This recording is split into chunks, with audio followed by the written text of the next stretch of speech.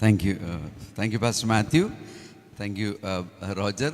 ഞാൻ റോജറിൻ്റെ ഏതാണ്ട് 3/4 കേട്ടു. ഇവിടെ വന്നപ്പോൾ ഞാൻ സ്റ്റോപ്പ് ചെയ്തതന്നേ ഉള്ളൂ. ഏത് കുട്ടിക്കായിരുന്നു? മിഡിലിലെ കുട്ടിയാന്ന് പറഞ്ഞു. പ്രതീക്ഷ. ഓക്കെ, ദൈവം സൗഖ്യമാക്കിയതിനായിട്ട് നമുക്ക് സ്തോത്രം ചെയ്യാം. നമ്മളെല്ലാവരും കണ്ടിന്യൂസ് ആയിട്ട് പ്രാർത്ഥിക്കേണ്ടതിൻ്റെ ആവശ്യതയെക്കുറിച്ച് എനിക്ക് തോന്നുന്നു ഈ തരത്തിലുള്ള സാക്ഷ്യങ്ങൾ നമ്മൾ കേൾക്കുമ്പോൾ നമുക്കറിയാൻ പറ്റും. പല വിധങ്ങളിലുള്ള പ്രശ്നങ്ങളാണ്. നമ്മൾ പ്രതീക്ഷിക്കാത്ത ഒരുപാട് കാര്യങ്ങൾ കുടുംബങ്ങളുടെ മധ്യത്തിലും പലരുടെയും മധ്യത്തിൽ നടക്കുന്നുണ്ട്. അപ്പം അതുകൊണ്ട് നമ്മളെപ്പോഴും നമ്മളത് ശ്രദ്ധിച്ചുകൊണ്ടിരിക്കണം. ദൈവം പ്രാർത്ഥനയിൽ ഒരിക്കലും ഒരു കുറവ് വരുന്നവരായിരിക്കരുത്. ചർച്ചിൽ കടന്നു വരാനായിട്ടുള്ളൊരു ബുദ്ധിമുട്ടുണ്ടായാൽ പോലും പ്രാർത്ഥനയിൽ ഒരുമിച്ച് ഓർക്കാനും വിളിക്കാനും ഒക്കെ നമുക്ക് എല്ലാവർക്കും കഴിയട്ടെ എന്ന് ഞാൻ ആശംസിക്കുന്നു. ഈ കഴിഞ്ഞ ദിവസം ഇവിടെ ഒരു പ്രോഗ്രാം ഉണ്ടായിരുന്നു. അത് ഇന്ത്യ കൊളാബറേഷൻ എന്ന് പറയുന്ന ഒരു അസോസിയേഷനാണ്. അത് ശരിക്കും പറഞ്ഞാൽ ഒരു രജിസ്റ്റേർഡ് ഓർഗനൈസേഷനോ അങ്ങനെയൊന്നുമല്ല. പക്ഷേ വളരെ വലിയ പ്രവൃത്തികൾ ചെയ്യുന്ന ഒരു ഗ്രൂപ്പ് ഓഫ് പീപ്പിളാണ്. അവരുടെ സപ്പോർട്ടിൽ ചില പ്രവൃത്തികൾ ചെയ്യുന്നതായിട്ടുള്ളൊരു ദേവദാസനും അവിടെ വന്നിട്ടുണ്ടായിരുന്നത് പാസ്റ്റർ മാത്യുവിൻ്റെ ഒരു ഫ്രണ്ടായിരുന്നു. അപ്പോൾ ഈ ഇന്ത്യ കൊളാബറേഷൻ എന്ന് പറയുന്ന ആ ഒരു ഓർഗനൈസേഷൻ ഞാൻ പറയുന്നതേ ഉള്ളൂ, അവരങ്ങനെ രജിസ്റ്റേർഡ് ഒന്നുമല്ല. അവരുടെ ഒരു മിഷണറി പാർട്ട്നേഴ്സ് മീറ്റിങ്ങും അവരുടെ ഒരു ബിസിനസ് മീറ്റിങ്ങും ആയിരുന്നു ഈ കഴിഞ്ഞ ദിവസം നടന്നിരുന്നത്. അപ്പോൾ എനിക്ക് അതെങ്ങനെയോ എന്നെ അത് കണക്ട് ചെയ്തു. അങ്ങനെ ഞാൻ അവിടെ കടന്നു ചെല്ലാനും അവരൊരു ഡിവോഷൻ, ഒരു ധ്യാനം ഷെയർ ചെയ്യാനും ഒക്കെ അവരെന്നോട് ആവശ്യപ്പെട്ടു. ഞാൻ ആ ധ്യാനം ഷെയർ ചെയ്തതിൻ്റെ ഒരു ഷെയറിംഗ് ആണ് ഞാൻ ഇന്ന് ഉദ്ദേശിക്കുന്നത്. ഇന്നലെയായിരുന്നു ആ ഒരു പ്രോഗ്രാം നടന്നത്. അപ്പോൾ ഈ ഇന്ത്യ കൊളാബറേഷൻ എന്ന് പറയുന്ന നമുക്കൊന്നും അറിയാത്ത കാര്യങ്ങളാണ് സംഭവിച്ചുകൊണ്ടിരിക്കുന്നത്. ഒരുപാട് കാര്യങ്ങൾ നടക്കുന്നുണ്ട്. നല്ല നല്ല മനുഷ്യർ ഒരുപാട് കാര്യങ്ങൾ പ്രവർത്തിക്കുന്നുണ്ടെന്നുള്ളത് നമ്മുടെ ഒരു അറിവിലേക്ക് ഞാൻ പറയുകയാണ്. ഞാൻ ഇന്നലെ രാവിലെ YMCAയിൽ വെച്ചിട്ടുള്ള ഒരു പ്രോഗ്രാമിൽ ഈ മിഷണറി പാർട്ട്നേഴ്സ് വന്നിരുന്നു. അപ്പോൾ ഇടുക്കി പോലുള്ള പ്രദേശങ്ങളിൽ മാങ്കുളത്ത് നടക്കുന്നതായിട്ടുള്ളൊരു പ്രവർത്തനത്തെക്കുറിച്ചുമൊക്കെ ഒരു ബ്രദർ വന്ന് ഷെയർ ചെയ്തു. ആ പ്രവർത്തനത്തിന് എല്ലാം സഹായം കൊടുക്കുന്നതായിട്ടുള്ള ഇന്ത്യ കൊളാബറേഷൻ ആണ് ഇന്നലെ അവർ കൂടി വന്നത്. അപ്പോൾ പല സ്ഥലങ്ങളിൽ നിന്നുള്ള ഈ പറഞ്ഞ മിനിസ്ട്രി ചെയ്യുന്നവരെ അവരെല്ലാവരും വന്നു. അവരെല്ലാം പല തരത്തിലുള്ള ശുശ്രൂഷകൾ ചെയ്യുന്നുണ്ട്. നമുക്ക് തന്നെ തോന്നും. ട്രിവാൻഡ്രം കല്ലമ്പലത്ത് ഒരു മെൻ്റൽ ഹെൽത്ത് നടത്തുന്നതായിട്ടുള്ള 2 ചെറുപ്പക്കാർ പിള്ളേർ അവർ മാരീഡാണ്. അവർ വന്നിട്ടുണ്ടായിരുന്നു. അവർ ഷെയർ ചെയ്തു. അവർ 40ഓളം ബെഡുള്ള അല്ലെങ്കിൽ 40ഓളം ആൾക്കാരെ കെയർ ചെയ്യാൻ പറ്റുന്നതായിട്ടുള്ള ഒരു സ്ഥാപനം റെൻ്റ് എടുത്ത് അവർ നടത്തുകയാണ്. അതിൽ ഈ ഹസ്ബൻഡ് എന്ന് പറയുന്ന വ്യക്തി ക്ലിനിക്കൽ സൈക്കോളജിസ്റ്റാണ്. അദ്ദേഹമാണ് അത് ലീഡ് ചെയ്യുന്നത്. ഈ കുട്ടി അതിൻ്റെ അക്കൗണ്ടും ബാക്കിയുള്ള കാര്യങ്ങളൊക്കെ നോക്കുന്നു. 2 ചെറുപ്പക്കാരായിട്ടുള്ള പിള്ളേരാണ്. അപ്പോൾ എനിക്ക് വളരെ അത്ഭുതം തോന്നി. ഞാൻ അവരോട് പരിചയപ്പെട്ടു, അവരുടെ നമ്പറൊക്കെ എടുത്തിട്ടുണ്ട്. അങ്ങനെ ഈ സമൂഹത്തിന് വലിയ ആവശ്യങ്ങളുള്ള മേഖലകൾ കണ്ടെത്തി പ്രവർത്തിക്കുന്ന ചെറുപ്പക്കാർ, പ്രവർത്തിക്കുന്ന ശുശ്രൂഷകർ, ഇങ്ങനെ ഒരു കാണുമ്പോൾ എനിക്ക് വളരെ സന്തോഷമുണ്ട്. നമ്മുടെ ഇടയിൽ ഡോക്ടേഴ്സുണ്ട്. അപ്പോൾ ഇവർക്കൊക്കെ ഇങ്ങനെയുള്ള കാര്യങ്ങളെക്കുറിച്ച് ശരിക്കും ചിന്തിക്കാൻ പറ്റുന്നതാണ്. ചിന്തിക്കാം നിങ്ങൾക്ക് ഇതെങ്ങനെ എന്ത് ചെയ്യാൻ പറ്റും. അപ്പോൾ അങ്ങനെയുള്ള ഒരാൾ തുണയായിട്ട് വരണം, അങ്ങനെയൊക്കെ പ്രാർത്ഥിക്കാം. അപ്പം അങ്ങനെയൊക്കെ വന്നു കഴിയുമ്പോൾ നമുക്ക് സമൂഹത്തിൽ വലിയ ശക്തമായ കാര്യങ്ങൾ, മാറ്റങ്ങൾ വരുത്താനായിട്ട് കഴിയും എന്നാണ് ഞാൻ ചിന്തിക്കുന്നത്. ഇദ്ദേഹത്തിൻ്റെ ഫ്രണ്ട് എന്ന് പറയുന്നതും ഇതുപോലെ തന്നെ ഒരുപാട് ചർച്ചുകൾ പ്ലാന്റിംഗ് ഉണ്ട്. അതുപോലെ പല തരത്തിൽ പല മേഖലകളിൽ അദ്ദേഹം പ്രവർത്തിക്കുന്നുണ്ട്. ഈവൻ പ്രായമായവരെ ടേക്ക് കെയർ ചെയ്യുന്നുണ്ട്, അനാഥരെ ടേക്ക് കെയർ ചെയ്യുന്നുണ്ട്, ഡെസ്റ്റിറ്റ്യൂട്ട്സിനെ ടേക്ക് കെയർ ചെയ്യുന്നുണ്ട്. ഇങ്ങനെ പല കാര്യങ്ങൾ അവിടെ നടക്കുന്നുണ്ട്. അവരെയും ഈ ഇന്ത്യ കൊളാബറേഷൻ സപ്പോർട്ട് ചെയ്യുന്നുണ്ട്. അപ്പോൾ ഇന്ത്യ കൊളാബറേഷനെ കുറിച്ച് നമ്മൾ പറയുമ്പോഴും അതും ഒരു അത്ഭുതകരമായിട്ടൊരു കാര്യമാണ്. അമേരിക്കയിലുള്ള ഒരു 10-11 പേര് ചേർന്ന്, അവർ ജോലിയുള്ളവരാണ്, നല്ല ജോലിയുള്ളവരാണ്. അവർ ചേർന്ന് ഇന്ത്യയെ എങ്ങനെ സപ്പോർട്ട് ചെയ്യാൻ പറ്റും, ഇന്ത്യക്ക് വേണ്ടിയുള്ള ഒരു വിഷൻ, അതായിരുന്നു അവരുടെ ആ ഒരു തിങ്കിങ്. അതിന് ചേർന്ന് ഒരുമിച്ച് ചേർന്ന് അവർ പൂൾ ചെയ്തു. അവർ ഉണ്ടാക്കുന്ന സാലറിയുടെ ഒരു നല്ല ശതമാനം അവർ ഒരുമിച്ച് പൂൾ ചെയ്തിട്ട് അങ്ങനെ സ്റ്റാർട്ട് ചെയ്തതാണ് ഇന്ത്യ കൊളാബറേഷൻ. അത് കഴിഞ്ഞിപ്പോൾ ഏകദേശം ഇന്ത്യയിലുള്ള പലരും അതുപോലെ മറ്റു പലരും ഒക്കെ ചേർന്ന് 182ഓളം ഡോണേഴ്സ് ചേർന്നാണ് ഇപ്പോൾ ആ അസോസിയേഷൻ നടത്തിക്കൊണ്ടിരിക്കുന്നത്. ഒരു രീതിയിൽ നമ്മൾ ഗൂഗിൾ സെർച്ച് ചെയ്യാലോ ഫേസ്ബുക്കിൽ സെർച്ച് ചെയ്താലോ ഒരു കാര്യത്തിലും നമുക്ക് കാണാൻ പറ്റത്തില്ല. അപ്പോൾ ഞാൻ അവരോട് ചോദിച്ചു, അതിൻ്റെ CEO വന്നിട്ടുണ്ടായിരുന്നു. അദ്ദേഹം ഒരു കമ്പ്യൂട്ടർ ഒരു നല്ല സ്ഥാപനം നടത്തുന്ന, അമേരിക്കയിൽ നടത്തുന്ന ഒരാളാണ്. അദ്ദേഹം ചോദിച്ചു, അദ്ദേഹം പറഞ്ഞു, നമ്മൾ കൊടുക്കുന്നത് ഇടത് കൈ കൊടുക്കുന്നത് വലത് കൈ അറിയരുതെന്ന് പറഞ്ഞ അതേ പ്രിൻസിപ്പിളിലാണ് ഞങ്ങൾ വർക്ക് ചെയ്യുന്നത്. ഒരു രീതിയിലും പുറമേക്ക് വരാനായിട്ട് താല്പര്യമില്ല. പക്ഷെ ഇപ്പം നമ്മൾ കൂടി വന്നിരിക്കുന്നത് വേറൊന്നിനുമല്ല, ഡൊണേഴ്സിന് ആവശ്യമുണ്ട്. എത്ര ഡൊണേഴ്സ് കൂടി വരുന്നോ അവർ അത്രയും കൂടുന്നതിനനുസരിച്ച് നമുക്ക് ശുശ്രൂഷകളെ സഹായിക്കാനായിട്ട് പറ്റും. ഇന്ത്യയിൽ ഉള്ള ശുശ്രൂഷകൾ ഇനി ഒരിക്കലും വെസ്റ്റിനെ ആശ്രയിക്കരുത്, അമേരിക്കയെ ആശ്രയിക്കരുത്, കാനഡയെ ആശ്രയിക്കരുത്, അല്ലെങ്കിൽ മറ്റുള്ളവരെ ആശ്രയിക്കരുത്. നമുക്ക് നമ്മുടെ ഇന്ത്യയിൽ നിന്ന് തന്നെ, ഇന്ത്യ എക്കണോമിക്കലി സ്ട്രോങ് ആണിപ്പോൾ, ആ സാലറികളുണ്ട് ആൾക്കാർക്ക്. അങ്ങനെയുള്ള കാര്യങ്ങൾ നമ്മൾ ചെറിയ പണം ഉപയോഗിച്ചിട്ടാണെങ്കിലും നമുക്കത് ചെയ്യാനായിട്ട് കഴിയണം എന്നുള്ളതാണ് അദ്ദേഹം പറഞ്ഞതായിട്ടുള്ളൊരു കാര്യം. വളരെ ശക്തമായിട്ടുള്ളൊരു ശുശ്രൂഷയായിരുന്നു അതെനിക്ക് വളരെ ഇഷ്ടപ്പെട്ടു. തീർച്ചയായിട്ടും ദൈവം അത്തരത്തിലുള്ള ശുശ്രൂഷകളെ സഹായിക്കട്ടെ എന്ന് ഞാൻ ആശംസിക്കുകയാണ്. ഇന്ന് ഞാൻ അതുകൊണ്ട് തന്നെ ഒരു ഭാഗം ഞാൻ ഷെയർ ചെയ്യാൻ ഉദ്ദേശിക്കുന്നത്, നമുക്ക് പെട്ടെന്ന്, വളരെ പെട്ടെന്ന് നമുക്ക് വായിക്കാം. ഇതേ സമയം നമുക്ക് എടുക്കത്തില്ല. ലൂക്കോസ് സുവിശേഷം 7:36 മുതൽ 50 വരെയുള്ളൊരു ഭാഗമാണ്. വളരെ പെട്ടെന്ന് നമുക്കത് വായിക്കാം. ഞാൻ തന്നെ അത് വായിക്കാം. നിങ്ങൾ വളരെ കെയർഫുള്ളായിട്ട് അത് ലിസൺ ചെയ്യാമെന്ന് മാത്രമേ ഉള്ളൂ. അതിനുശേഷം നമുക്ക് അതിൽ നിന്ന് ചില തോട്ട്സ് നമുക്ക് എടുക്കാം, ചില തോട്ട്സ് മാത്രം എടുക്കാം.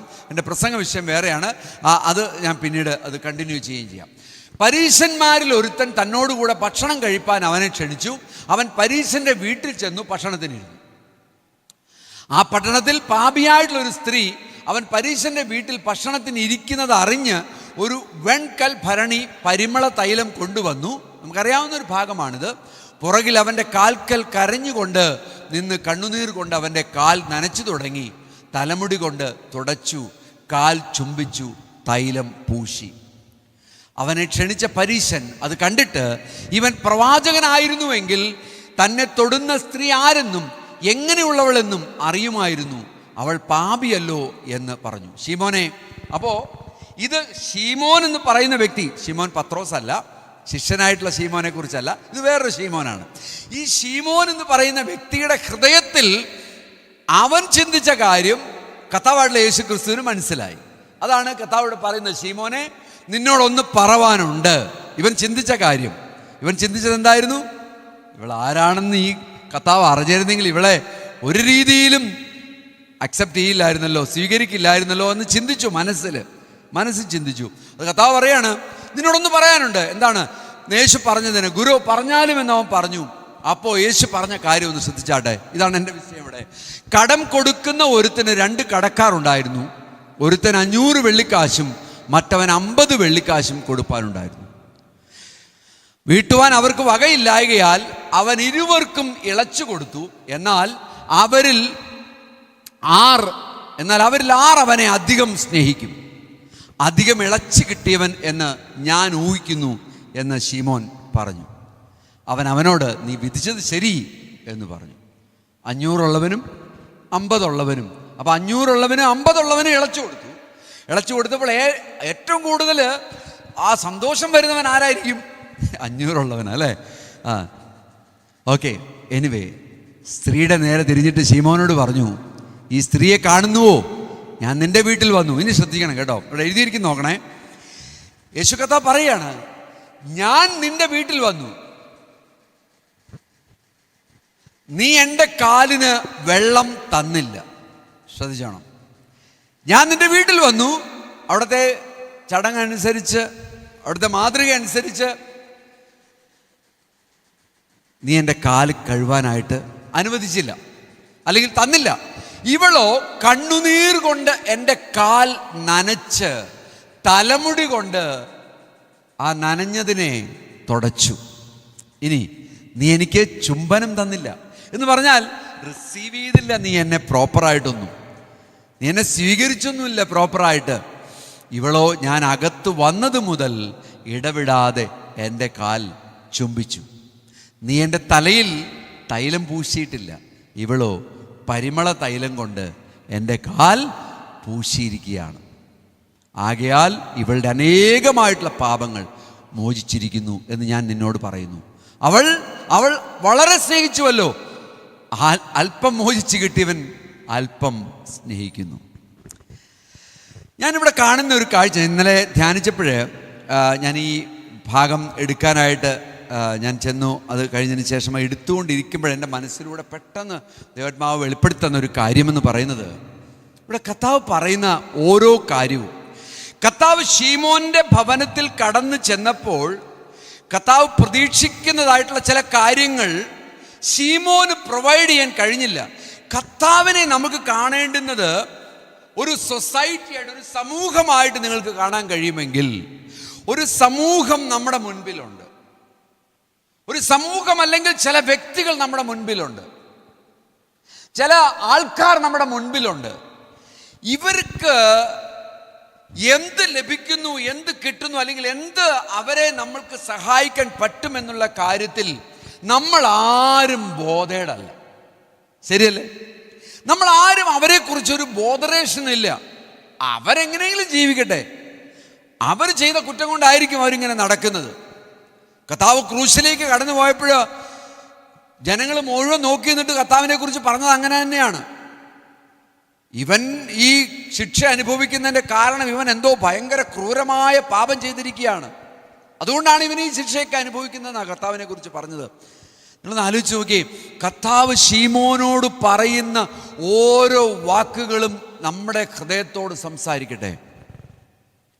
ഞാൻ നിന്റെ വീട്ടിൽ കടന്നു വന്നിട്ട് നീ എന്നെ ഒന്നും സ്വീകരിച്ചില്ലല്ലോ, നീ എൻ്റെ കാൽപാദത്തിൽ വെള്ളം കഴുകാനായിട്ട് വെള്ളം തന്നില്ലല്ലോ എന്ന് കർത്താവ് പറയുമ്പോൾ ഈ സമൂഹമാണ് നമ്മളോട് സംസാരിക്കുന്നത്. ഈ സമൂഹത്തിലുള്ള ചില വ്യക്തികളാണ് എന്നോടും നിങ്ങളോടും സംസാരിക്കുന്നത്. എന്നെ ചിന്തിപ്പിച്ചൊരു വിഷയമാണത്. നമ്മുടെ ജീവിതത്തിൻ്റെ ചില ചിന്തകളും ചില ആലോചനകളുമൊക്കെ ഇത്തരം കാര്യങ്ങളിലേക്ക് ഒന്ന് തിരിഞ്ഞിരുന്നെങ്കിൽ വലിയൊരു കാര്യമായിരിക്കും അതെന്ന് ഞാൻ ചിന്തിക്കുകയാണ്. അതുകൊണ്ട് തന്നെ ഇന്ന് ഞാൻ എടുക്കാൻ പോകുന്ന സബ്ജക്റ്റ് ഇത്രയേ ഉള്ളൂ, ജനറോസിറ്റിയാണ്. ഈ ജനറോസിറ്റി എന്ന് പറയുമ്പോൾ അതിൻ്റെ മലയാളം എക്സാക്ട്ലി ഉദാരമനസ്കത അല്ലേ, മഹാമനസ്കത അല്ലെങ്കിൽ ഉദാരമനസ്കത എന്നൊക്കെ വേണമെങ്കിൽ പറയാം. അതാണ് ഞാൻ കാണുന്നത്. ഞാൻ അതിനെക്കുറിച്ച് ചിന്തിച്ചപ്പോൾ എനിക്ക് ലഭിച്ച ഒരു പോർഷൻ ഇതാണ്. ഇവിടെ നമ്മൾ കാണുന്നത് കർത്താവായിട്ടുള്ള യേശുക്രിസ്തു ഉദാര മനസ്കതയെക്കുറിച്ച്, അല്ലെങ്കിൽ മാനസികമായിട്ട് നമ്മുടെ ചിന്ത ഒരു മനുഷ്യനെ കാണുമ്പോൾ, തളർന്നു കിടക്കുന്ന ഒരു രോഗിയെ കാണുമ്പോൾ, പ്രചോദനമില്ലാതെ വളരെ നിരാശനായിട്ട് നിൽക്കുന്ന ഒരു വ്യക്തിയെ കാണുമ്പോൾ നമ്മുടെ മനസ്സിലേക്ക് കടന്നു വരേണ്ടുന്ന ചിന്തയെക്കുറിച്ചാണ് ശീമോനോട് പറഞ്ഞത്. സത്യത്തിൽ അതാണ് ഞാൻ ചിന്തിച്ചത്. നമ്മുടെ ചിന്ത ആ രീതിയിലേക്ക് കടന്നു പോകുവാൻ ദൈവം നമ്മളെ സഹായിക്കട്ടെ എന്ന് ഞാൻ ആലോചിക്കുകയാണ്. ശരിക്കും നമ്മൾ ഇന്ന് ഈ ലോകത്തിൽ ജീവിക്കുമ്പോൾ നമ്മൾ സക്സസിനെ കുറിച്ച് പറയും അല്ലെ, ജീവിത വിജയത്തെക്കുറിച്ച് പറയും. എങ്ങനെ നമ്മൾ ജീവിത വിജയത്തെക്കുറിച്ച് പറയുന്നത്? നമുക്ക് എന്ത് ലഭിച്ചു, അല്ലെങ്കിൽ ചിലർ അനുഗ്രഹത്തെ കുറിച്ച് പറയും.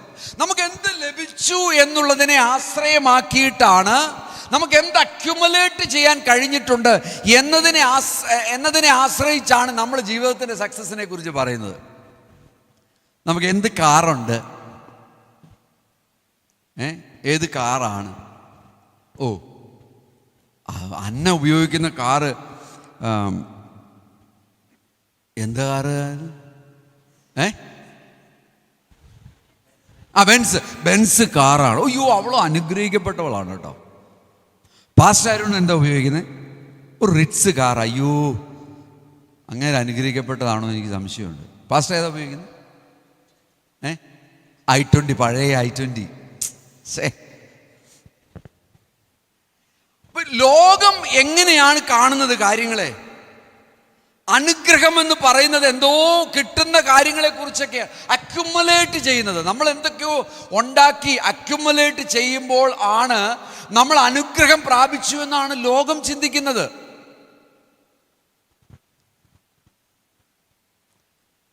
നമ്മളൊന്ന് ചിന്തിക്കേണ്ട ഒരു കാര്യമാണ്. എന്നാൽ ബൈബിൾ എന്താ പറയുന്നതെന്നറിയോ? ബൈബിൾ നേരെ തിരിച്ചാ പറയുന്നത്. അപ്സൈഡ് ഡൗൺ ആണ് ബൈബിളിന്റെ ചിന്ത. എന്താണ് റിയൽ ബ്ലെസ്സിങ് എന്ന് പറയുന്നത്? നമ്മൾ എന്ത് കൊടുക്കാൻ പറ്റുന്നുവോ, നമുക്ക് എന്ത് കൊടുക്കാൻ പറ്റുന്നു, നമ്മൾ എത്രത്തോളം കൊടുക്കുന്നു, അവൻ അനുഗ്രഹിക്കപ്പെട്ടവനാണ്. അതാണ് ബൈബിൾ പഠിപ്പിക്കുന്നത്. ശ്രദ്ധിച്ചോണം, ഈ ഒരു ചിന്ത നമ്മൾ ശ്രദ്ധിച്ച് കേൾക്കേണ്ടുന്ന ഒരു ചിന്തയാണ്. ഞാൻ ടൈത്തിനെ കുറിച്ചും ഞാൻ ഓഫറിങ്ങിനെ കുറിച്ചും ഇങ്ങനെയുള്ള കാര്യങ്ങളൊന്നും പ്രസംഗിക്കാത്ത ഒരാളാണെന്ന് എല്ലാവർക്കും അറിയാം. ഞാൻ അതിനെക്കുറിച്ച് അത്ര ബോധരേഷൻ ഇല്ലാത്ത ഒരാളാണ്. പക്ഷേ എന്നാലും ഇതൊരു ബിബ്ലിക്കൽ ടീച്ചിങ്, ഇത് പഠിപ്പിക്കേണ്ട ഒരു കാര്യമാണ്. പക്ഷെ ഞാൻ പഠിപ്പിക്കുന്ന കാര്യം പണം മാത്രമായിരിക്കില്ല എന്ന് മാത്രമേ ഉള്ളൂ. വ്യത്യാസമുണ്ട് അതിനകത്ത്. ജനറോസിറ്റി, ഔദാര്യ മനസ്കത, ഉദാര മനസ്കത എന്ന് പറയുമ്പോൾ അത് പണത്തിലേക്ക് മാത്രമല്ല എന്നുള്ള കാര്യത്തിലേക്കാണ് ഞാൻ കടന്നു വരുന്നത്. It is not just about money. ഇത് പണം മാത്രമല്ല, ശ്രദ്ധിച്ചോണം. It's about time. നമ്മുടെ ഉദാര മനസ്കതയിൽ സമയത്തിന് നമ്മൾ എങ്ങനെയാണ് ഉദാര മനസ്കത നമ്മൾ കാണിക്കുന്നത്? എങ്ങനെയാണ് നമ്മൾ സമയം കൊടുക്കുന്നത്? എങ്ങനെയാണ് നമ്മൾ സമയത്തെ മറ്റുള്ളവനായിട്ട് വേർതിരിക്കുന്നത്? എങ്ങനെയാണ് നമ്മുടെ സമയത്തെ നമ്മൾ ക്രമീകരിച്ചിരിക്കുന്നത്? നമുക്ക് ആർക്കെങ്കിലുമൊക്കെ ഒരു നല്ല ടൈം മാനേജ്മെന്റ് ഉണ്ടോ? ചിന്തിച്ചു നോക്കിയാട്ടെ. എങ്ങനെയാണ് നമ്മുടെ സ്നേഹത്തെ ഉദാര മനസ്കതയിൽ കാണാൻ പറ്റുന്നത്?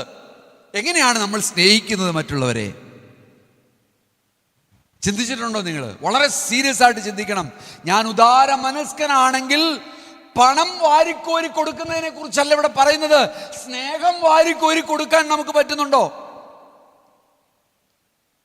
ഹോസ്പിറ്റാലിറ്റി, ആൾക്കാരെ പരിചരിക്കുന്നതിലൊക്കെ എങ്ങനെയാണ് നമ്മൾ? ഒരു ഫാമിലി എനിക്കറിയാം. ഫാമിലി എന്നോട് പറഞ്ഞൊരു കാര്യം, ഞങ്ങളോട് പറഞ്ഞൊരു കാര്യമാണ്.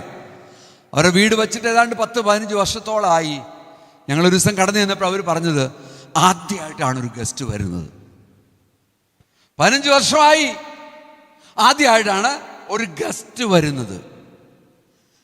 ഞാൻ പറയുമ്പോൾ ഇത് അതിശോക്തിയാന്ന് നിങ്ങൾ കരുതണ്ട. ഇങ്ങനെയുള്ളവരുണ്ട്. ചിലപ്പോൾ വീട്ടിലൊരു പ്രാർത്ഥന വയ്ക്കാനായിട്ട് നമ്മൾ ശ്രമിച്ചാൽ ചിലപ്പോൾ സാമ്പത്തികമായിട്ടുള്ള ബുദ്ധിമുട്ട്, അയ്യോ ഇനി എന്ത് കൊടുക്കും, അവർക്ക് എന്ത് കൊടുക്കും, അതൊക്കെ സെക്കൻഡറി കാര്യം. നമ്മുടെ ഹോസ്പിറ്റാലിറ്റി എന്ന് പറയുന്നത് സ്വീകരിച്ച് ഒരു ഗ്ലാസ് നാരങ്ങാ വെള്ളം കൊടുത്താൽ മതിയെന്നേ.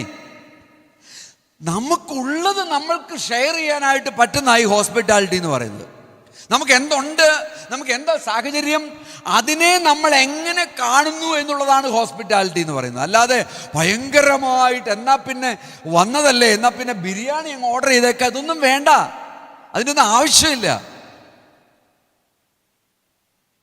ഒരു 1/2 കിലോ, ഒരു 250 ഗ്രാം മിക്സർ മേടിച്ചിട്ട് ഒരു നാരങ്ങാ വെള്ളമോ അല്ലെങ്കിൽ ഒരു കട്ടൻ ചായയോ ഒരു കട്ടൻ കാപ്പിയോ മിക്സറും കൊടുത്താൽ മതി, പ്രശ്നമൊന്നുമില്ല. Hospitality, compassion. കമ്പാഷൻ എന്ന് പറഞ്ഞാൽ എന്താണ്? കമ്പാഷൻ, നമുക്ക് ഒരാളെ കാണുമ്പോൾ എത്രത്തോളം നമ്മുടെ ഹൃദയം നിറഞ്ഞ് കവിയുന്നുണ്ട്. ഓ, ഇയാൾ ഇങ്ങനെ ബുദ്ധിമുട്ടുവാണല്ലോ, ഇയാൾക്ക് വേണ്ടി ഞാൻ എന്തെങ്കിലും ചെയ്യണമല്ലോ എന്നുള്ള ആ ചിന്ത നമ്മളെ ഭരിക്കുന്നുണ്ടോ? നമ്മൾ ആകപ്പാടെ അങ്ങ് ബേജാറായി വരുന്നുണ്ടോ? ഇതാ ചിന്തിക്കേണ്ടത്. അതോ നമ്മൾ ആരെങ്കിലും കണ്ടു കഴിഞ്ഞാൽ ഓട്ടെ എന്ന് പറഞ്ഞ് ചിന്തിക്കുന്ന ഒരു മനോഭാവമാണോ നമുക്കുള്ളത്? ജനറോസിറ്റി, ഉദാരമനസ്കത. ഇനി ഏറ്റവും പ്രധാനമായിട്ടൊരു കാര്യത്തിലേക്ക് ഞാൻ വരാൻ പോവാണ്. ക്ഷമിക്കുക, ഫോർഗീവ്നെസ്. നമുക്ക് ക്ഷമിക്കാൻ പറ്റാറുണ്ടോ? നമുക്ക് ക്ഷമിക്കാൻ പറ്റാത്ത എന്തെല്ലാം വിഷയങ്ങൾ നമ്മുടെ ജീവിതത്തിലുണ്ട്. ജനറോസിറ്റി എന്ന് പറഞ്ഞാൽ ക്ഷമയുടെ കാര്യത്തിലും നമ്മൾക്ക് ജനറസ് ആയിരിക്കണം. നമ്മൾ ക്ഷമിക്കാൻ നമുക്ക് കഴിയണം. ആ കാര്യത്തിലൊന്നും ഒരു ലിപ്തതയില്ല, ആ കാര്യത്തിലൊന്നും ഒരു പിശുക്ക് കാണിക്കാൻ നമുക്ക് പറ്റത്തില്ല. ആരോടൊക്കെ നമുക്ക് ക്ഷമിക്കണോ അവരുടെ എല്ലാം അടുത്തു പോയോ വിളിച്ചോ എന്തെങ്കിലുമൊക്കെ ചെയ്താണെങ്കിൽ തന്നെയും നമ്മൾ ക്ഷമിക്കാൻ തയ്യാറാവണം. അപ്പോൾ ഉദാര മനസ്കതയിൽ പണം മാത്രമല്ല പ്രിയമുള്ളവരെ. ഉദാര മനസ്കതയിലുള്ളത് നമ്മുടെ സമയമുണ്ട്, നമ്മുടെ ഹോസ്പിറ്റാലിറ്റി ഉണ്ട്, നമ്മുടെ സ്നേഹമുണ്ട്, നമ്മുടെ കമ്പാഷൻ ഉണ്ട്, നമ്മുടെ ഫോർഗീവ്നെസ് ഉണ്ട്, നമ്മുടെ ക്ഷമയുണ്ട്. സ്തോത്രം. നിങ്ങളുടെ മനസ്സിലൂടെ കടന്നു പോകണം, ഞാൻ ആരോടൊക്കെ ഇനി ക്ഷമിക്കാനുണ്ട്. ഞാൻ ഉദാര മനസ്കനാണെന്ന് പറഞ്ഞിട്ട് കാര്യമൊന്നുമില്ല. ആരോടൊക്കെ ക്ഷമിക്കാനുണ്ടോ, ആരോടൊക്കെ നമുക്ക് പരിഭവങ്ങളുണ്ടോ, അതെല്ലാം നമ്മൾ ക്ഷമിക്കാൻ നമ്മൾ തയ്യാറാകണം. വളരെ പ്രധാനപ്പെട്ട ഒരു വിഷയമാണത്. 3 കാര്യങ്ങൾ ഞാൻ പറഞ്ഞിട്ട് ഞാനിവിടെ അവസാനിപ്പിക്കാൻ പോവാം. ഈ ജനറോസിറ്റി എന്ന് പറയുമ്പോൾ, ഈ ഉദാര മനസ്കത എന്ന് പറയുമ്പോൾ, അത് 3 കാര്യങ്ങളിൽ അടിസ്ഥാനമിട്ടിട്ടുണ്ട്. എന്തൊക്കെയാണ്? ഒന്നാമത്തേത്, നമ്മളിൽ അങ്കുരിച്ചിരിക്കുന്ന, നമ്മളിൽ സ്ഥാപിതമായ, നമ്മളിൽ എസ്റ്റാബ്ലിഷ് ആയിരിക്കുന്ന ഈ ജനറോസിറ്റി ഉണ്ടെങ്കിൽ അതിൻ്റെ കാരണം എന്താണെന്ന് തിരക്കിയാട്ടെ. അതിൻ്റെ കാരണം മറ്റൊന്നുമല്ല, നമ്മുടെ ദൈവം അവൻ്റെ സ്വഭാവമാണ്. അവൻ ഭയങ്കര ജനറസ് ആയിരുന്നു. യോഹന്നാൻ 3:16 നമ്മൾ എന്താ വായിക്കുന്നത്? For God so loved the world that he gave. അത്രമാത്രം ലോകത്തെ ദൈവം സ്നേഹിച്ചത് കൊണ്ട്, നോക്കി, അത്രമാത്രം ദൈവത്തെ സ്നേഹിച്ചത് കൊണ്ട് തൻ്റെ സ്വന്തം പുത്രനെ നൽകുവാൻ അവന് കഴിഞ്ഞു എന്നുള്ളതാണ് നമ്മൾ മനസ്സിലാക്കേണ്ടത്. ഉദാര മനസ്കത, ദൈവത്തിൻ്റെ ഉദാര മനസ്കത, സ്വന്തം പുത്രനെ മറ്റൊന്നും വിചാരിക്കാതെ തരുവാൻ തക്കവണ്ണം കഴിഞ്ഞതായിട്ടുള്ള ഒരു ദൈവത്തിൻ്റെ സ്നേഹത്തെ നമ്മൾ കാണുമ്പോൾ ഈ ഉദാര മനസ്കതയുടെ അടിസ്ഥാനം എന്താണെന്നുള്ളത് മറ്റാരും പറഞ്ഞു തരേണ്ട കാര്യമില്ല. അതാണ് ഉദാര മനസ്കത. The very nature of God to give. കൊടുക്കുവാൻ കഴിയുന്ന ദൈവത്തിൻ്റെ ശക്തമായ സ്വഭാവം. പ്രിയമുള്ളവരെ ശ്രദ്ധിച്ചോണം, കൊടുക്കുവാൻ കഴിയുന്ന ദൈവത്തിൻ്റെ ശക്തമായ സ്വഭാവം അവന് കൊടുക്കാനേ കഴിയത്തുള്ളൂ. ഇസ്രായേൽ മക്കളോട് എപ്പോഴും പറയുന്നൊരു കാര്യമുണ്ട്. എന്താണെന്നറിയോ? നിങ്ങളൊന്ന് റിട്ടേൺ വാ, നിങ്ങൾ എന്നിലേക്കൊന്ന് നോക്ക്, നിങ്ങൾ എന്നിലേക്കൊന്ന് തിരിഞ്ഞു വാ. നമ്മളെപ്പോഴും വായിക്കുന്നൊരു വാക്യമുണ്ടല്ലോ, 2 ദിനവൃത്താന്തം 7:14. എല്ലാവർക്കും കാണാപ്പാടാത് അല്ലേ അപ്പച്ച? 2 ദിനവൃത്താന്തം 7:14 എന്താ പറയുന്നത്?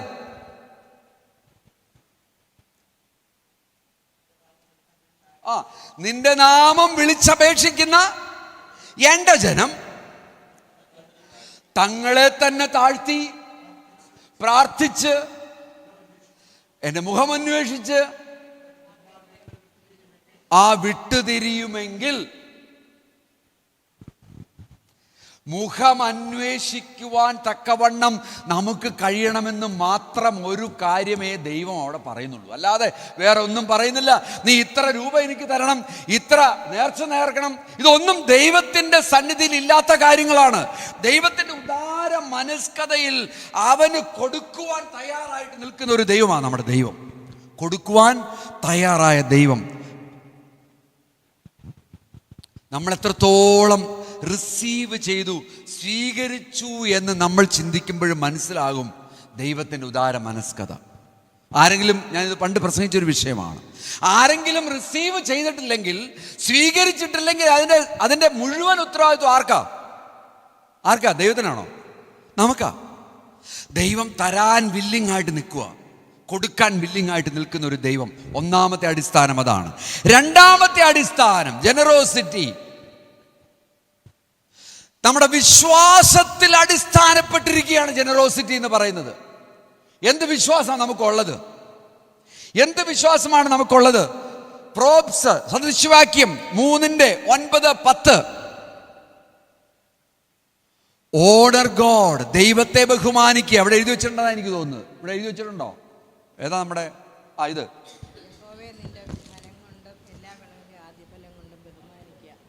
അത് തന്നെയാണോ വാക്യം? ഓക്കെ. യഹോവയെ നിന്റെ ധനം കൊണ്ടും എല്ലാ വിളവിൻ്റെയും ആദ്യ ഫലം കൊണ്ടും ബഹുമാനിക്കുക. അത് നമ്മുടെ വിശ്വാസമാണ്, നമ്മുടെ ഫെയ്ത്ത് ആണത്. എനിക്ക് ബഹുമാനിക്കണം ദൈവത്തെ. എന്തുകൊണ്ടാണ് ഞാൻ ബഹുമാനിക്കുന്നത്? എനിക്ക് ലഭിച്ചിരിക്കുന്നത് കൊണ്ട് ഞാൻ ദൈവത്തെ ബഹുമാനിക്കാൻ പോവുകയാണ്. എനിക്ക് ലഭിച്ചിരിക്കുന്നത് കൊണ്ട് ഞാൻ ദൈവത്തെ ബഹുമാനിക്കാൻ പോവുകയാണ്. Praise God. വളരെ പ്രാധാന്യമുണ്ട് അതിനകത്ത്. അപ്പൊ നമ്മുടെ വിശ്വാസം അടിസ്ഥാനപ്പെട്ടിരിക്കുന്നു നമ്മുടെ ജനറോസിറ്റിയിൽ, അല്ലെങ്കിൽ നമ്മുടെ ഉദാര മനസ്കതയിൽ. We trust God's provision. ദൈവം നമുക്ക് തന്നിരിക്കുന്നതിൽ നമുക്ക് വിശ്വാസമുണ്ട്. എത്ര പേർക്ക് വിശ്വാസമുണ്ട്? ഹല്ലേലൂയ. ഇല്ല, നമ്മൾ സമ്പാദിച്ചതിലാണ് നമ്മുടെ വിശ്വാസം, അതോ ദൈവം തന്നതിലാണ് നമ്മുടെ വിശ്വാസം? ദൈവം തന്നതിൽ. സ്തോത്രം. എല്ലാം ദൈവം തന്നതാ. ഹല്ലേലൂയ. ഒന്നും ദൈവം തരാതില്ല. നമ്മൾ വിചാരിക്കും ലോണൊക്കെ എടുത്ത് കാറ് മേടിച്ചു കഴിഞ്ഞാൽ അത് ഞാൻ ലോൺ അടയ്ക്കുന്നു, ഞാൻ മേടിച്ചു കാറ്, അല്ലേ എന്ന് നമ്മൾ ചിന്തിക്കണ്ട. ഈ കാർ ആരുടെയാ? ദൈവത്തിൻ്റെ. ആ കാർ ഓടിക്കാനുള്ള കൃപ ദൈവം നിങ്ങൾക്ക് തന്നിട്ടുണ്ടെന്ന് മാത്രമേ ഉള്ളൂ. അവിടെ മര്യാദക്കൊക്കെ ഓടിക്കുക. സ്റ്റിവാർഡ്ഷിപ്പ് എന്നാണ് അതിന് പറയുന്നത്. അതിന് പറയുന്നത് സ്റ്റിവാർഡ്ഷിപ്പ്. ദൈവം എന്ത് നമ്മളെ ഏൽപ്പിച്ചോ അതങ്ങോട്ട് ചെയ്തേക്കുക. Ashwin, praise God. അതാണ് ദൈവത്തെക്കുറിച്ച്, നമ്മളെക്കുറിച്ച് ദൈവത്തിൻ്റെ ആലോചനയോ തന്നെയാണ്. ആ രീതിയിലായിരിക്കണം. പൗലോസ് ഇങ്ങനെ പറയുന്നത് ഫിലിപ്പിയർക്ക് ലേഖനം 4:19, മൈ ഗോഡ് വിൽ പ്രൊവൈഡ്. എല്ലാ ആവശ്യങ്ങളും എൻ്റെ ദൈവം എനിക്ക് തരും അവൻ്റെ മഹത്വത്തിനനുസരിച്ച്. എൻ്റെ ദൈവമോ നിങ്ങളുടെ ബുദ്ധിമുട്ടൊക്കെയും മഹത്വത്തോടെ തൻ്റെ ധനത്തിനൊത്തവണ്ണം ക്രിസ്തുവേശുവിൽ പൂർണ്ണമായിട്ടും തീർത്ത് തരും. അപ്പൊ ക്രിസ്തുവേശുവിൽ പൂർണ്ണമായിട്ടും നിങ്ങളുടെ ബുദ്ധിമുട്ടൊക്കെയും തീർത്തു തരുവാൻ കഴിവുള്ള ഒരു ദൈവമാണ് എൻ്റെ ദൈവം എന്ന് വിശ്വസിക്കുവാൻ നമുക്ക് കഴിയുന്നുണ്ടോ? Hallelujah, praise the Lord. അവിടെയാണ് രണ്ടാമത്തെ ജനറോസിറ്റിയുടെ അടിസ്ഥാനം കിടക്കുന്നത്. മൂന്നാമത്തെ അടിസ്ഥാനം കിടക്കുന്നത് എന്താണെന്നറിയോ? ജനറോസിറ്റി. നമ്മൾ ഈ ഉദാര മനസ്കനാണെങ്കിൽ, നമ്മൾ സ്നേഹം കൊടുക്കുവാൻ, പണം കൊടുക്കുവാൻ, ഫോർഗീവ് ചെയ്യുവാൻ, ഹോസ്പിറ്റാലിറ്റി കാണിക്കുവാൻ ഒക്കെ ഉദാര മനസ്കനാണെങ്കിൽ നമ്മൾ എന്താ സംഭവിക്കുന്നതെന്നറിയോ? നമ്മളിൽ വലിയ ഒരു ട്രാൻസ്ഫോർമേഷൻ നടക്കും. സ്തോത്രം. എത്ര പേരത് വിശ്വസിക്കുന്നുണ്ട്? ഹല്ലേലൂയ. ട്രാൻസ്ഫോർമേഷൻ എനിക്കില്ല എന്ന് വിശ്വസിക്കുന്നവരെല്ലാവരും നാളെ മുതൽ ഈ കാര്യം ചെയ്തു തുടങ്ങിയാട്ടെ. ഭയങ്കര ട്രാൻസ്ഫോർമേഷൻ ആയിരിക്കും എന്ന് വിചാരിച്ച് ഞാൻ ഇപ്പോൾ പറയുന്നൊന്നുമില്ല. നിങ്ങൾ പേഴ്സ് എടുക്കുക, പേഴ്സിലെ ഏറ്റവും വലിയ പൈസ എടുക്കുക, അതെടുത്ത് ഇതിൻ്റെ ഉള്ളിലിട് ഒന്നും ഞാൻ പറയാൻ പോകുന്നൊന്നുമില്ല. നിങ്ങൾ ദൈവത്തിന് വേണ്ടി കൊടുക്കാൻ തയ്യാറായാൽ, ഞാൻ മനസ്സിലാക്കിയ ഒരു കാര്യമുണ്ട്. ഈ ക്രിസ്തീയ ശുശ്രൂഷയിൽ നമ്മൾ ഈ ഭയങ്കര ശുശ്രൂഷകൾ, മറ്റത് മറിച്ചത്, ഒരു ശുശ്രൂഷകരെ അവൻ നല്ല ആളാണോ, നല്ല പാസ്റ്റർ ആണോ എന്നൊക്കെ തിരഞ്ഞെടുക്കാൻ ഒരൊറ്റ മാർഗ്ഗമേ ഉള്ളൂ. എന്താണെന്നറിയോ? അവൻ്റെ ഫിനാൻസിൻ്റെ കാര്യത്തിൽ അവൻ്റെ തിങ്കിങ് എന്താണെന്ന് നോക്കിയാൽ മതി. പണത്തിൻ്റെ കാര്യത്തിൽ അങ്ങനെ എങ്ങനെയാണ് ചിന്തിക്കുന്നതെന്ന് നോക്കിയാൽ നമുക്ക് വളരെ ക്ലിയർ ആയിട്ട് മനസ്സിലാവും അദ്ദേഹം എങ്ങനെയുള്ളൊരു മനുഷ്യനാണ്. ഫിനാൻഷ്യൽ ഇൻറ്റഗ്രിറ്റി എന്ന് പറയുന്ന കാര്യം ഭയങ്കരമായിട്ടുള്ള ഇമ്പോർട്ടൻ്റ് ആയിട്ട് കാര്യമാണ്. വളരെ ഇമ്പോർട്ടൻ്റ് ആയിട്ടുള്ളൊരു കാര്യമാണ്. നമ്മുടെ ജീവിതത്തിൽ നമ്മുടെ കുഞ്ഞുങ്ങളെ നമ്മൾ പഠിപ്പിക്കണം, നമ്മളിൽ അത് കടന്നു വരണം. ഏതൊരു രീതിയിലും ആ കാര്യങ്ങൾ വളരെ ക്ലിയർ ആയിട്ട് നമ്മൾ മുന്നോട്ട് കൊണ്ടുപോകാൻ തയ്യാറാണ്. ബുദ്ധിമുട്ടുള്ളവർക്ക് ബുദ്ധിമുട്ടുണ്ടാകുമ്പോൾ നമ്മൾ കടം ചോദിക്കാം, ഇതൊന്നും ഒരു പ്രശ്നമില്ല. കടം ചിലപ്പോൾ പെട്ടെന്നൊന്നും വീട്ടാനായിട്ട് പറ്റിയെന്ന് വരത്തില്ല. അതെല്ലാം എൻ്റയർലി ഡിഫറെൻറ്റ് സ്റ്റോറി. അതൊന്നുമല്ല ഞാൻ പറഞ്ഞു വരുന്നത് നമ്മുടെ സമ്പത്തിനോടുള്ള നമ്മുടെ താല്പര്യം എങ്ങനെയാണ് നമ്മൾ പണത്തെ കാണാനായിട്ട് ശ്രമിക്കുന്നത്, എങ്ങനെയാണ് നമ്മൾ പണത്തെ കൈകാര്യം ചെയ്യുന്നത്. ഉദാര മനസ്കത കൊണ്ട് പ്രശ്നങ്ങളുണ്ടാകുന്ന മനുഷ്യൻ അതൊന്നും പ്രശ്നമൊന്നുമില്ല. നിങ്ങൾ ഉദാര മനസ്കനായിരിക്കുക, ഒരു പ്രശ്നമില്ല അതിനകത്ത്, ഒന്നും സംഭവിക്കാൻ പോകുന്നില്ല. കുറച്ച് നാൾ നിങ്ങൾക്ക് സാധനങ്ങളൊന്നും തിരിച്ചു തരാനൊക്കെ വരുമ്പോൾ നിങ്ങൾ ഇച്ചിരി ബുദ്ധിമുട്ടുന്നുണ്ടെങ്കിൽ പിന്നെ നിങ്ങൾ കൊടുക്കലങ്ങ് നിൽക്കും, അത്രേ ഉള്ളൂ. വേറെ പ്രശ്നമൊന്നും നിങ്ങൾക്ക് വരാൻ പോകുന്നില്ല. പക്ഷെ നിങ്ങൾ നിങ്ങൾ ഉണ്ടെങ്കിൽ കൊടുത്തേക്കണം. അതിനകത്തൊന്നും നിങ്ങൾ മാറ്റം വരും. നമ്മളിൽ ഒരു മാറ്റം വരും, നമ്മളിൽ ഒരു ചേഞ്ച് വരും. ഒന്ന് ആലോചിച്ച് നോക്കി, ഇതുവരെ ക്ഷമിക്കാൻ പറ്റാത്ത ഒരാളെ വിളിച്ചിട്ട് അയാളോട് ക്ഷമ ചോദിച്ചു കഴിഞ്ഞാൽ മാറ്റം വരുന്ന ആരില്ല? ക്ഷമ കേൾക്കുന്ന ആളിലല്ല, ക്ഷമ പറയുന്ന ആളില്ല. സ്തോത്രം. ഇതുവരെ സ്നേഹിക്കാൻ പറ്റാത്ത ഒരാള് സ്നേഹത്തിലേക്ക് കടന്നു വന്ന് സ്നേഹിക്കാൻ തുടങ്ങിക്കഴിഞ്ഞാൽ മാറ്റം വരുന്ന ആരിലാണ്? ആ സ്നേഹിക്കുന്ന ആളിലാണ് മാറ്റം വരുന്നത്. ചേഞ്ച്, ട്രാൻസ്ഫോർമേഷൻ അവിടെയാണ് വരുന്നത്. അതുകൊണ്ടാണ് പറയുന്നത് ഈ 3 കാര്യങ്ങളും അടിസ്ഥാനമുള്ള കാര്യമാണ്. ഒന്നാമത്തെ കാര്യം ദൈവത്തിൻ്റെ സ്വഭാവത്തിൽ നിൽക്കുന്നു. രണ്ടാമത്തെ കാര്യം നിങ്ങളുടെ വിശ്വാസത്തിൽ നിൽക്കുന്നു. മൂന്നാമത്തെ കാര്യം നിങ്ങളിൽ തന്നെ മാറ്റം വരുന്നു. ഇവിടെ ഒരു സഹോദരനുണ്ട്. ഈ സഹോദരൻ സൺഡേ ചേർച്ച് കഴിഞ്ഞ് കഴിഞ്ഞാൽ ഉടനെ തന്നെ എൻ്റെ അടുത്ത് വരും. അതേ എനിക്ക് ഷെയ്ക്കാൻഡ് തരും. ആ ഷെയ്ക്കാൻഡ് തരുമ്പോൾ അതിൻ്റെ ഉള്ളിൽ എന്തെങ്കിലും ഇച്ചിരി ഉണ്ടാവും, പൈസ ഉണ്ടാവും. എന്നിട്ട് അദ്ദേഹം എന്നോട് പറയും, ആവശ്യമുള്ളവർക്ക് അറിഞ്ഞിട്ട് കൊടുത്തേക്ക്. അങ്ങനെ ഒരു സഹോദരൻ ഇവിടെ ഉണ്ട്. ആവശ്യമുള്ളവർക്ക് പാസ്റ്റർ അറിഞ്ഞ്, കാരണം പാസ്റ്റർക്കാരനാണ് അറിയുന്നത്, കൊടുത്തേക്ക്. ചിലർ ഇതിൻ്റെ ഉള്ളിലിടും, പേരെഴുതി ഇടും, ഇന്നൊരാവശ്യത്തിനായിട്ട്.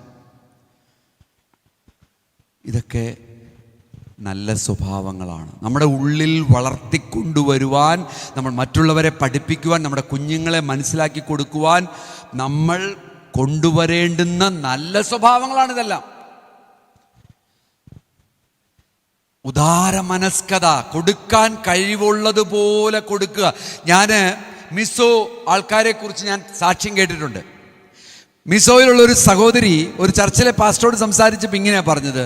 ചർച്ചിലെ പാസ്റ്റർ എന്ന് പറഞ്ഞാൽ ചർച്ചിലെ പാസ്റ്റർ അല്ല, വേറൊരു പാസ്റ്റർ, ഒരു വിസിറ്റർ വന്നപ്പോൾ നിങ്ങളെ എങ്ങനെ അവരുടെ സ്വഭാവം കണ്ടു, ഈ കൊടുക്കുന്ന സ്വഭാവം കണ്ടപ്പോൾ അവർ പറഞ്ഞൊരു കാര്യം ഇങ്ങനെയാണ്: ചിലർ ഭയങ്കരമായിട്ട് ദൈവത്തിൻ്റെ വേലയിലായിരിക്കുന്നു, അവർ ഭയങ്കരമായിട്ടുള്ള പ്രീച്ചറാണ്, നല്ലോണം പ്രീച്ച് ചെയ്യുന്ന ആൾക്കാരാണ്. ചിലർ നല്ല റിച്ചായിട്ടുള്ള ആൾക്കാരാണ്, അവർക്ക് ഉള്ളത് അവർ കൊടുക്കുന്നവരാണ്. ഞങ്ങൾ മീസോ സ്ത്രീകൾ, ഞങ്ങൾ ഒരു ഹാൻഡ്ഫുൾ ഓഫ് റൈസ് ഞങ്ങളുടെ വക എല്ലാ ആഴ്ചയിലും ദൈവത്തിനുണ്ട്. അവർ പറഞ്ഞൊരു സ്റ്റേറ്റ്മെൻറ്റാണ്. ഞങ്ങൾക്കതേ ഉള്ളൂ, ഹാൻഡ്ഫുൾ ഓഫ് റൈസ്. ഒരു പിടിയരി. പണ്ട് നമുക്ക് പിടിയരി സിസ്റ്റം ഉണ്ടായിരുന്നു പാവങ്ങൾക്ക് കൊടുക്കാനായിട്ട്, അല്ലേ? പിടിയരി സിസ്റ്റം. ഞാൻ ചിന്തിക്കുകയായിരുന്നു, ഈ അരി ഇന്ന് ഉപയോഗിക്കുന്നവർ വളരെ ചുരുക്കമാണ് എന്നാണ് എനിക്ക് തോന്നുന്നത്. അറ്റ്ലീസ്റ്റ് ഒരു നേരമെങ്കിലും നിങ്ങൾ കഴിക്കുന്നുണ്ടെങ്കിൽ, ഞാനിപ്പോൾ ചിന്തിക്കുക നമ്മൾ പഴയതിലേക്കൊക്കെ തിരിഞ്ഞു പോകാമെന്നാണ് ചിന്തിക്കുന്നത്. നിങ്ങൾ ഈ പിടിയരി സിസ്റ്റം തുടങ്ങിക്കോ, ഒരു കുഴപ്പമില്ല. കുറച്ചായി കഴിയുമ്പോൾ ഇവിടെ കൊണ്ടുവരേ, നമുക്ക് എന്താ ചെയ്യേണ്ടത് നമ്മൾ അന്നേരം നോക്കാം. പറയുന്നത്രേ ഉള്ളൂ. ഇതൊരു ആറ്റിറ്റ്യൂഡാണ്, ഇതൊരു മനോഭാവമാണ്.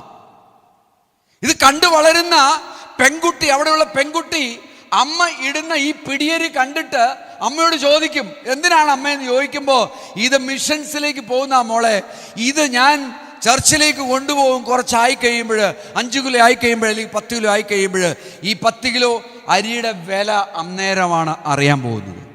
ഒരു മിഷണറിക്ക് ഒരു മാസം അല്ലെങ്കിൽ ഒരു 2 ആഴ്ച അവർക്ക് ഫുഡ് കഴിക്കാനുള്ള വകയായി. അവർക്ക് ചെയ്യാൻ പറ്റുന്നൊരു കാര്യം, ഇന്ന് നിങ്ങൾക്കറിയാമോ, മിസോറാം എന്ന് പറയുന്ന ചെറിയ ഒരു ദാരിദ്ര്യം പിടിച്ച ഒരു സംസ്ഥാനമാണെങ്കിലും മിഷണറി പ്രസ്ഥാനങ്ങളെയും മിഷണറി ഓർഗനൈസേഷൻസിനെയും സഹായിക്കുന്ന ചർച്ചുകൾ ഏറ്റവും കൂടുതലുള്ളത് മിസോയിലാണ്. ഈ പറഞ്ഞ സിസ്റ്റം അവിടെ ഫോളോ ചെയ്യുന്നത്. ഇതിനേക്കാൾ ഇപ്പോൾ കുറച്ചുകൂടെ ഇമ്പ്രൂവ് ആയിട്ടുണ്ടാവും, അത്രേ ഉള്ളൂ. കൃഷിക്കാരാണ് അവർ, കൃഷിയുടെ ആദ്യ ഫലങ്ങൾ, അങ്ങനെയുള്ള കാര്യങ്ങൾ ഇതെല്ലാം ദൈവത്തിന് വേണ്ടി അവർ കൊടുത്ത് ആ രീതിയിലാണ് അവരുടെ ശുശ്രൂഷ നടക്കുന്നത്. വലിയ ചർച്ചും അങ്ങനെയുള്ളതൊന്നുമല്ല. ഞാൻ പറഞ്ഞു വരുന്നത്, നമ്മുടെ ജീവിതത്തിൻ്റെ ഒരു ആറ്റിറ്റ്യൂഡ്, ഒരു മനോഭാവം. ഞാൻ പണത്തിൽ മാത്രമല്ല കേട്ടോ, ഞാൻ പറഞ്ഞു, ഈ പണത്തിൽ എങ്ങനെ നമ്മൾ ചിന്തിക്കുന്നുവോ അതുപോലെ നമ്മൾ സമയത്തിലും സ്നേഹത്തിലും ഹോസ്പിറ്റാലിറ്റിയിലും ഫൊർഗീവ്നെസ്സിലും എല്ലാത്തിലും നമ്മൾക്ക് ചെയ്യാൻ കഴിഞ്ഞാൽ അതാണ് ഉദാര മനസ്കത എന്ന് പറയുന്നത്. പ്രിയമുള്ളവരെ, അതാണ് ഉദാര മനസ്കത എന്ന് പറയുന്നത്. ഇന്ന് ലോകത്തിന് ആവശ്യം ഇതുപോലുള്ള ഹൃദയങ്ങളെയാണ്. People who give expecting nothing back. ഒന്നും പ്രതീക്ഷിച്ചുകൊണ്ടല്ല കൊടുക്കുന്നത്, പക്ഷെ കൊടുക്കുക വളരെ ഇമ്പോർട്ടൻ്റ് ആണ്. ഒരുപാട് പേരെ ദൈവത്തിങ്കിലേക്ക് കൊണ്ടുവരാനായിട്ട് കഴിയും. മറ്റൊരു കാര്യം കൂടി ശ്രദ്ധിക്കണം. നമ്മൾ കൊടുക്കുകയും നമ്മൾ ഈ ജനറോസിറ്റി കാണിക്കുകയും ചെയ്യുമ്പോൾ നമ്മൾ കാണിച്ചു കൊടുക്കുന്ന ഒരു ക്രിസ്തു ഉണ്ട്.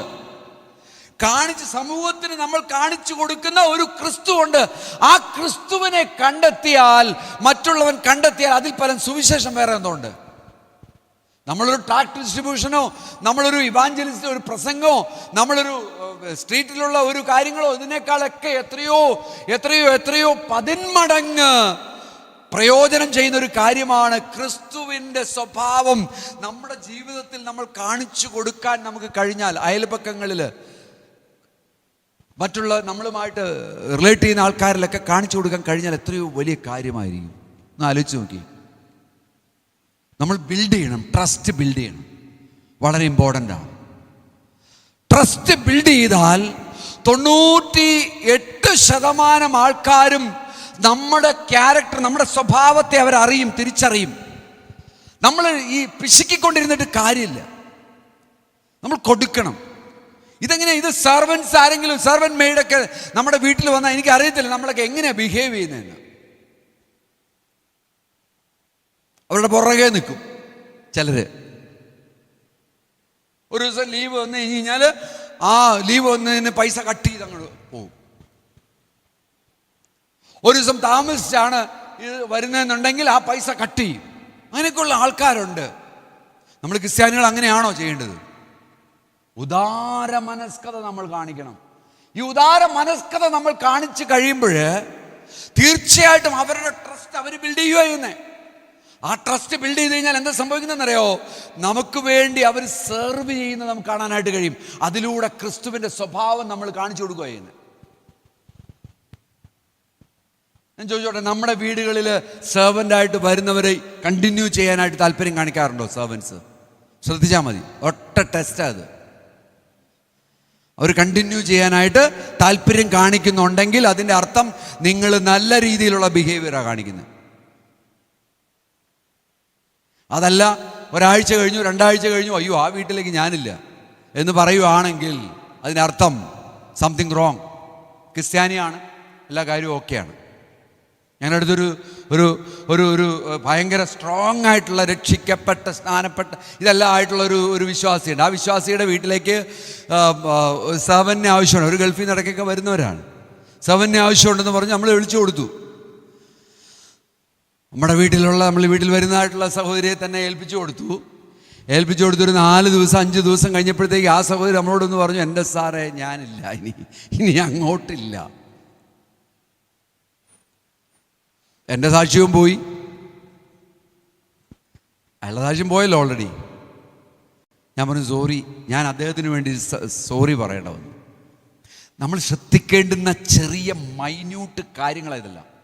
നമ്മുടെ ജീവിതത്തിൽ എങ്ങനെയാണ് മറ്റുള്ളവരോട് നമ്മൾ ബിഹേവ് ചെയ്യുന്നത്? കൊടുക്ക്, ഉള്ളത് കൊടുക്ക്. ഇതേ ഉള്ളൂ സഹോദരൻ, എൻ്റെ കയ്യിൽ ഇത്രയേ ഉള്ളൂ, കൊടുക്ക്. തിരിച്ചു തരുമോ ഇല്ലോ ഒന്നും നോക്കണ്ട. ഉദാര മനസ്കത. അതുപോലെ പൈസ മാത്രമല്ല, സ്നേഹം കൊടുക്കുക, സമയം കൊടുക്കുക. എത്ര പേര് സമയം കൊടുക്കുന്നുണ്ട്? എത്ര പേര് ഫോൺ ചെയ്യാൻ താല്പര്യം കാണിക്കുന്നവരുണ്ട്? നമ്മൾ സെൽഫിഷാണ് പലപ്പോഴും. നമ്മുടെ ജോലി, നമ്മുടെ കാര്യങ്ങൾ, നമ്മൾ ഭയങ്കര ബിസി ഷെഡ്യൂൾ, ഭയങ്കര ബിസി. ടൈം മാനേജ്മെന്റ് നമുക്കില്ല. ഉണ്ടെങ്കിൽ നമ്മൾ ഒരാളെങ്കിലും ഒരു ദിവസം വിളിക്കും, അല്ലെങ്കിൽ എന്തെങ്കിലും ഒരു കാര്യം ഉണ്ടെങ്കിൽ വിളിക്കും. അതുപോലെ നമ്മൾക്ക് ഒരു പ്രശ്നം വരുമ്പോൾ, നമ്മളൊരു പ്രോബ്ലത്തിലൂടെ ആയിരിക്കുമ്പോൾ, നമ്മുടെ ഗ്രൂപ്പ് നമുക്കുണ്ട്, ഒരു ഫാമിലിയാണ്. ആ ഫാമിലി പ്രാർത്ഥിക്കുമെന്ന് എനിക്കറിയാം, വിശ്വാസമുണ്ട്. ഇവിടെ മുമ്പ് പറഞ്ഞതുപോലെ വിശ്വാസമുണ്ട്. അതുകൊണ്ട് ആ ഗ്രൂപ്പിൽ നമ്മുടെ ഇന്നൊരു പ്രോബ്ലത്തിലൂടെ ഞാൻ കടന്നു പോവുകയാണ്, ഒന്ന് പ്രാർത്ഥിച്ചേക്കണം. അല്ലെങ്കിൽ ഒരു വ്യക്തിയെ വിളിച്ച്, ഒരു പാസ്റ്ററെ വിളിച്ച്, അല്ലെങ്കിൽ ഒരു എൽഡറെ വിളിച്ച്, ഒരു സഹോദരിയെ വിളിച്ച് പറയും, ഒന്ന് പ്രാർത്ഥിച്ചേക്കട്ടോ. അത്തരത്തിലുള്ള ഒരു സ്വഭാവം എൻ്റെയും നിങ്ങളുടെയും ജീവിതത്തിൽ നമുക്ക് കൊണ്ടുവരാനായിട്ട് കഴിയൂ. സ്തോത്രം. ഇതിൻ്റെ പ്രാക്ടിക്കൽ ആപ്ലിക്കേഷനാണ് ഞാനീ പറയുന്നത്. ജനറോസിറ്റി, ഉദാര മനസ്കത. ഞാനിവിടെ നിർത്തട്ടെ.